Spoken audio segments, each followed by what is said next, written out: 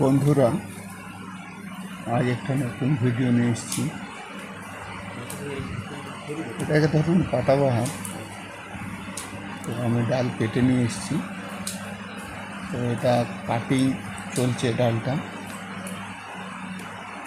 আর 5,000 চারার প্রয়োজন। এই জন্যে আমি কাটিং করাচ্ছি, কলম হচ্ছে যাতে বলা হচ্ছে। তো এটা শেডের কোলে কোলে দিয়ে ওটা ডিজাইন করা হবে এই গাছটা। এই জন্য এই গাছটা আমরা কাটিং করছি।